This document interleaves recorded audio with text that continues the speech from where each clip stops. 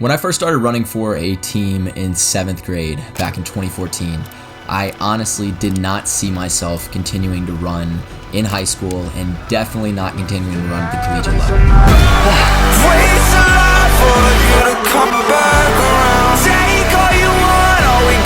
But here we are, right? Almost 12 years later. Over the years, this sport has dragged me through my lowest moments and built me up in my highest moments. It's something I've cared about deeply for such a long time, and I've grown to love it. But whenever I first started running, it wasn't like that. Let me explain.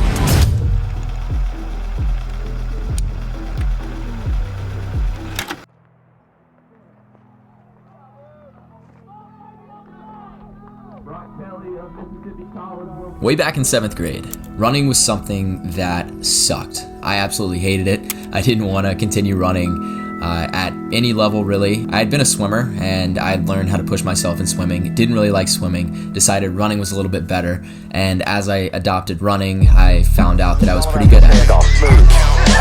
Tupelo Christian, smooth as well. Tupelo Christian prep is gaining a little bit of ground, but not enough to make any significant difference, I don't believe, at this moment. Oh, now it is significant.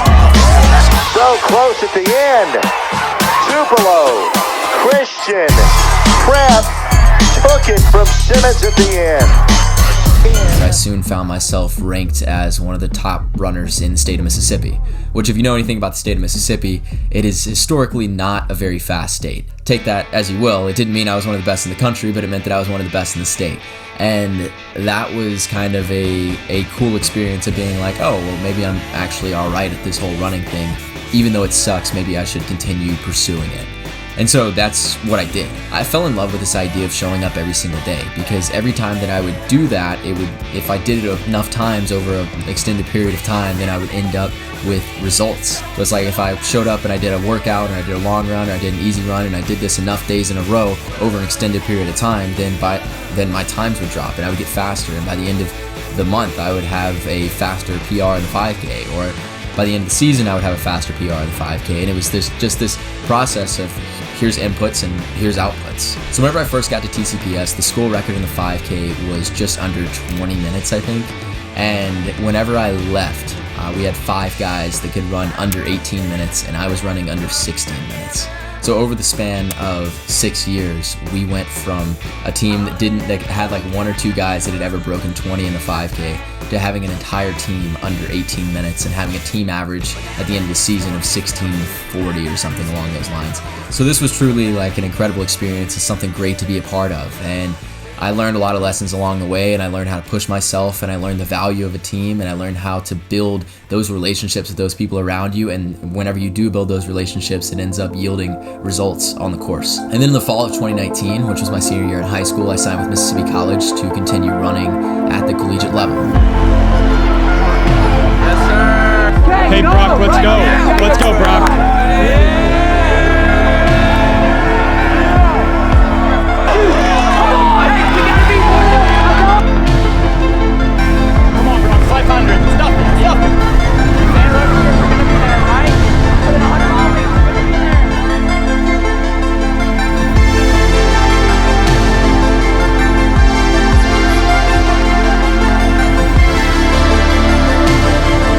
And I felt like I fit in on the team there. That was a big decision, and it was going to carry my entire running career forward. And whenever I showed up my freshman year, I was like, hey, I want to make an impact. I want to be here, and I want to be one of the top guys. And I found myself as a 5th runner on the team, something like that. I was probably our number 5.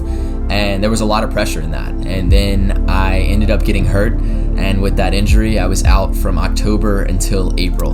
And that was a really tough blow and a really hard time in my running journey, just because I'd never been hurt before and I had never dealt with anything like that. So this was a setback that I was gonna have to learn from. And so that following summer, I actually worked at a camp called Lake Forest Ranch. I served as their primary videographer for the summer, and I made these camp videos. And then whenever I wasn't making camp videos, I was running on the gravel roads around the camp. It was challenging to wake up every morning and go and do that, especially by myself, but the roads were beautiful, and it was just like, hey, we just need to show up and run some miles, and if we do that, we're going to have a good season.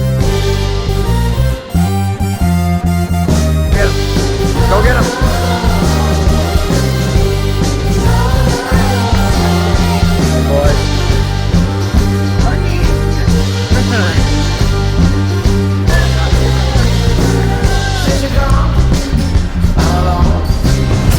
So I showed up sophomore season for cross country, and it was better than my freshman year. I wasn't hurt, but it was a pretty average season, a little bit below expectations. And then for track season, whenever that rolled around, I started to see some real results and started to run some faster times, and that was fun. That was exciting. Track was one of those things that I really liked, and I hadn't had a track season in a few years because of COVID and all the things that happened there. So I found myself just really in love with track and running fast.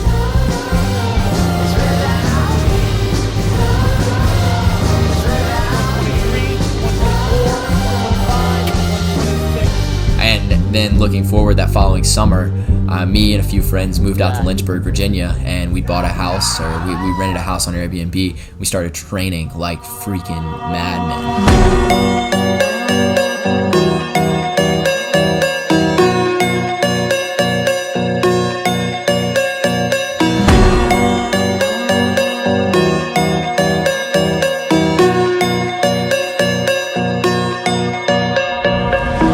By the time we came back in the fall, we had a very, very successful cross-country season. And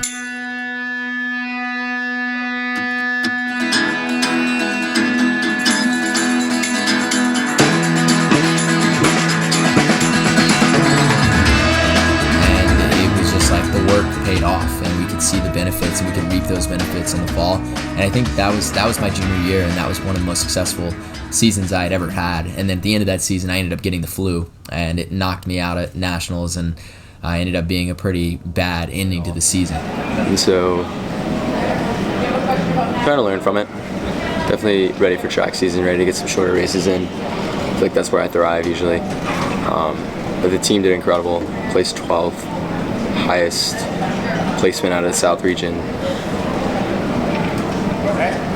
Out of all the teams. Ready for what's up next. Ready for track. That's where I thrive. So, yep, that's it. In that winter training block after my fall season, I started training like a freaking psychopath and just doing some crazy things. And that's actually whenever I started OE Athletics Club. That's the idea of intentionality in life, in athletics, in training, in everything you're doing, making sure that your actions have meaning, and which makes plenty of sense for the period of life that I was in. And that indoor season and outdoor season were some of the most successful seasons of my entire running career. During that winter training block, I also met Sam Parsons at a meet. Didn't you just set the German national record? Yeah, we got a guy on our team who's doing it. No way. Yeah. Hell yeah. Jan Lucas Becker. Yeah. Dude, that's a huge thing. I pretty much met him at a meet, and then a few months later said, hey, do you want to come and be our intern for the summer out in Boulder and make content for 10 Man Elite and train and just hang out? And I was like, yeah, this sounds freaking awesome.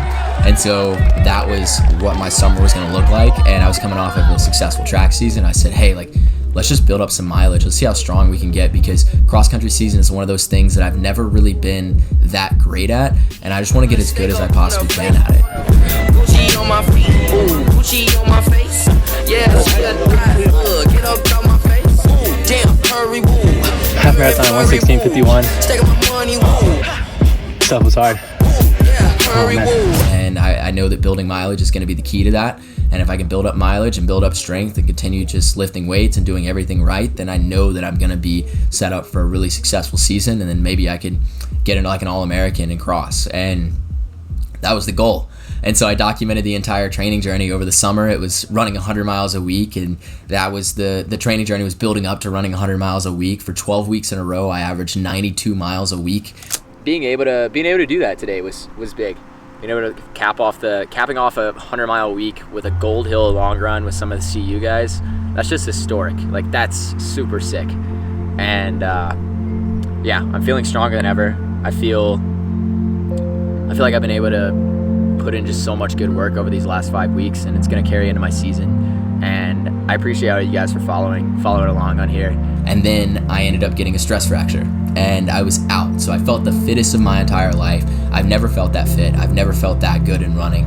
Everything was clicking. Everything made sense. And then my bones break.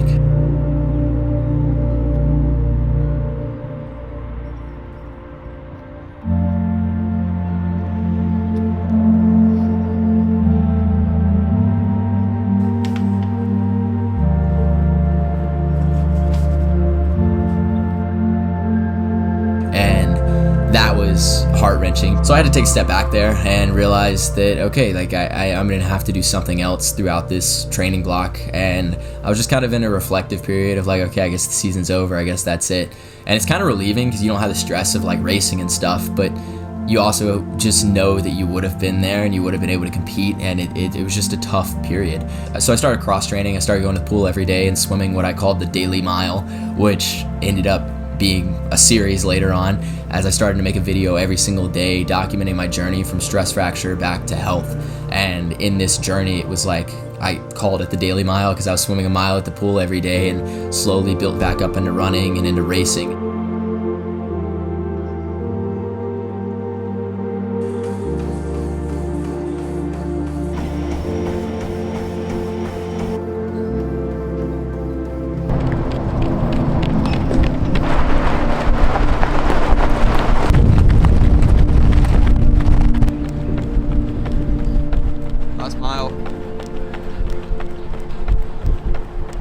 And by the end of the series, I was running like a sub 15 5K. We're just gonna see what a 5K feels like, right? Come on, Brock. Come on, Brock. Woo! Yes, sir. Yes.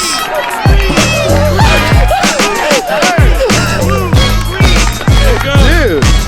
And it was just like, yeah, like I was fit before the injury, and I was able to maintain some of that fitness throughout the injury to the point where at the end of the injury, I was able to run something fast. And it just showed that consistency over a long period of time did yield results. It also showed that maybe the way that we envision something happening isn't always the way that it's going to happen. And maybe there's a better way. Maybe there's something else around the corner that's even better than the way that you expected it to happen. Because I expected the training to go really well, continue to document the journey throughout the season, hopefully run really well at nationals, but I got hurt and I made a separate series that was completely different, that just was raw and organic, and it was just telling a story of a college athlete who was injured and just trying to get back to the sport that he loved. It ended up being a much bigger story, and it ended up touching the lives of hundreds of thousands of people, which was super cool. And it just shows that like God has a bigger picture in everything. Like there's a bigger picture there that maybe we don't understand all the way. Maybe we envision it going one way and it ends up going another. And so if we fast forward to the spring, I ended up running a 10K at the conference championship, and I actually placed 6th in the conference, which was huge, coming off of like 30 miles a week and just trying to survive off of cross training and everything. I ran 32 minutes, I think, in the 10K, and it was super humid out there that day, and it was just brutal weather. And so I knew if I could go out relatively conservatively, then I would end up catching the guys later in the race, and that was my goal there. Oh my gosh, dude. That was murder. So then after that, I decided, hey, I need a revenge tour. I'm gonna go out to Boulder, I'm gonna train really hard, I'm gonna reignite that fire that I had under myself, and we're gonna see if we can build some mileage back up and have a successful cross-country season, because we still hadn't had one of those yet.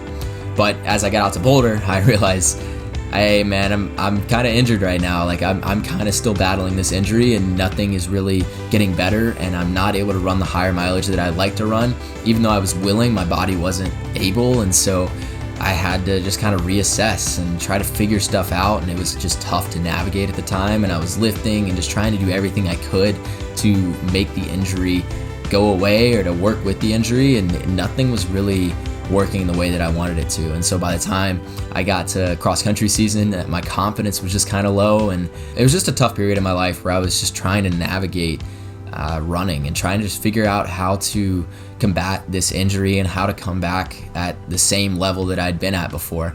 And at the end of the season, I realized, okay, we're going to have to take a step back, and we're just going to have to really focus in on putting in quality work over quantity work. And like, that's the only method that's going to work right now. So let's just do that. And so I started really prioritizing my workouts, not running as many miles, and ended up getting faster and ended up getting a little bit better. For nationals, I was actually sick again, and I felt terrible out there, and I just tried to run what I could, and it was just rough. But I passed nationals. Like, once indoor season started to kick up, I realized, okay, I'm putting in some quality work, and that quality work is yielding results. And these results are concrete. They are solid. I'm putting in hard work, and that hard work is yielding results, which was one of the original reasons that I fell in love with running in the first place. And so it was super cool to see that. It was super cool to see that hard work, and it's like you have to navigate these valleys and these hills, and you like make it to the top of the hill and then you're in the valley again, and it's this up and down, this undulating cycle that you end up in and running that just breaks you down over and over and over again, and it's one of the hardest things to do.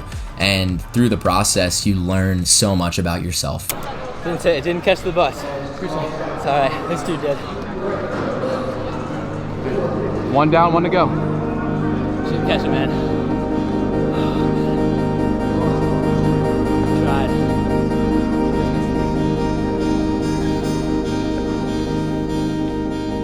So for indoor season, I ended up running a mile PR at 4:09, and I was doing pretty well in the 3K. And I was like, man, like let's see what we can do in outdoor. I was running about 30 or 40 miles a week or so, and by the time outdoor started, I was still running about the same. And then I decided to take a crack at a 5K. I ended up running 14:30, and it was a PR and just like a huge start to the season. And it was just something that I was like, man, we're pretty fit right now. We're feeling pretty good. And so I continued to train quality over quantity. Throughout that period, I took all the variables, everything that I knew, and I just condensed it all down into a very solid, dense training block.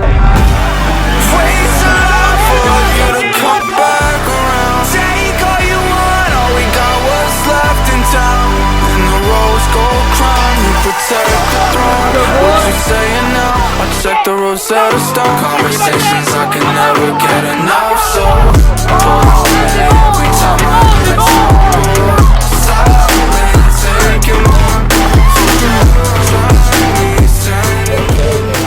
It showed that it's not always about just training more and more and more, but it's sometimes about the quality of work that you're putting in and just making sure that you're prioritizing what works for you. And if you can do that, then you're going to see the results. And that was one of the lessons that I learned in this time period of like, okay, I'm down in a valley. I have no clue how I'm going to navigate this upcoming season. My bones are trying to break whenever I'm trying to run easy runs. What am I going to do here?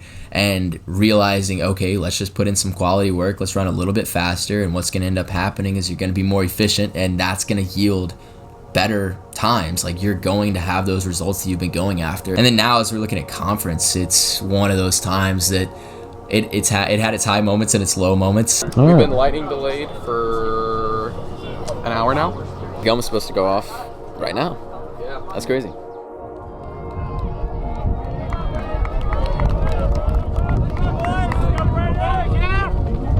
You three. Real. Let's go, come on. Brock Kelly of Mississippi College will take 6. Dakota Frank will take 7. Okay, we closed the last lap at 61. Secure 6th place finish. That's the highest I've ever gotten in 5K. So we entered into a 3-hour rain delay that has pushed the meet back further and further. There's just been lightning in the area.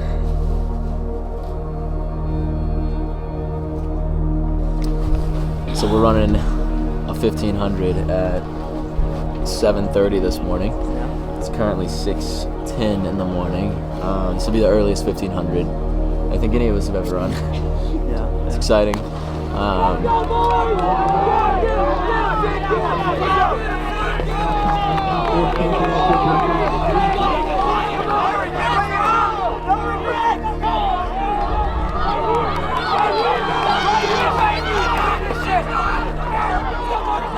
Tough one.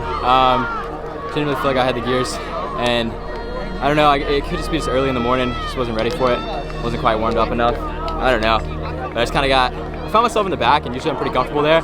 Usually I can move up later, but it was too far off. And when the pace changed, it was like already felt like I was just like in the biggest gear I had, I guess.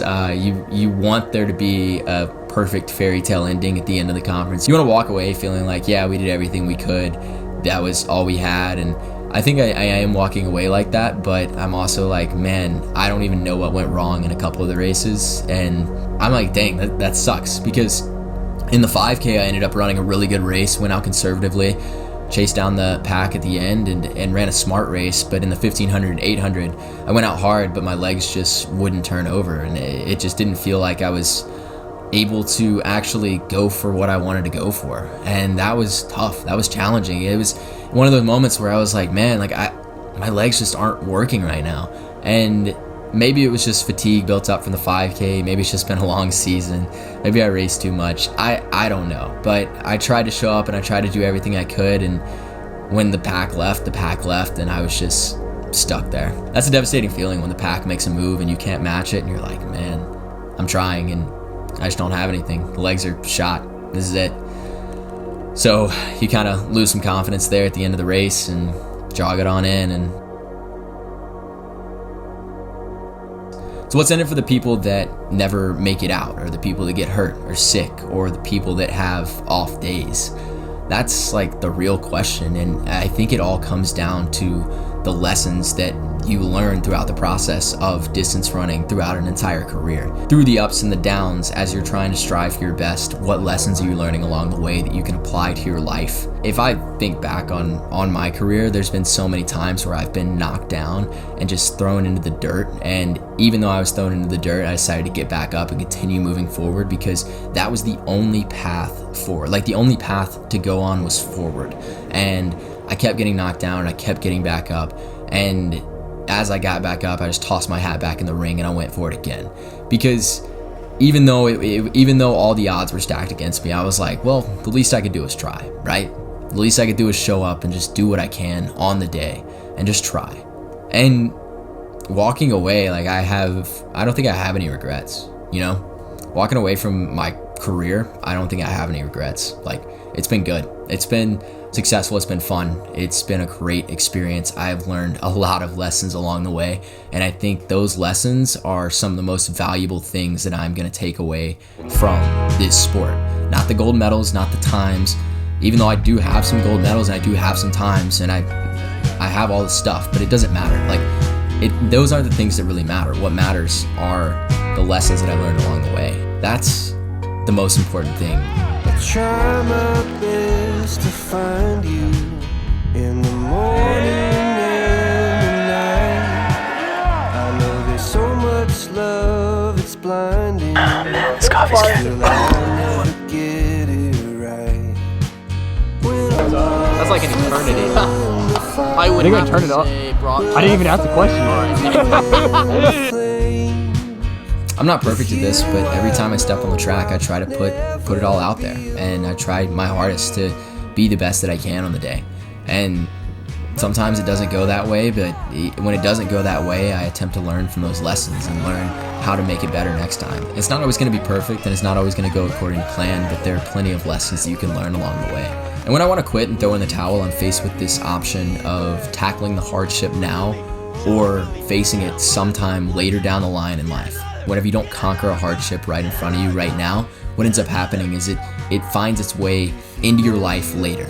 Something is going to pop up in your life later that is going to have that exact same feeling and that exact same challenge that you weren't able to conquer whenever you were running or whenever you were doing something earlier in life. And it's going to continue to grow and continue to fester, and it's going to be a bigger challenge later down the line. So if you can minimize it right now, if you can tackle that challenge head on right now, then what's going to happen is you're going to be able to tackle those bigger challenges later in life. What I'm looking at are the lessons that I've learned and the impact that I made, and with that impact, like the attitude that I showed up with every single time I was at practice or stepped on a track or any of that. Like, that's what really mattered, and those are the moments that I was the most proud of, and the lessons that I learned along the way through those moments are invaluable.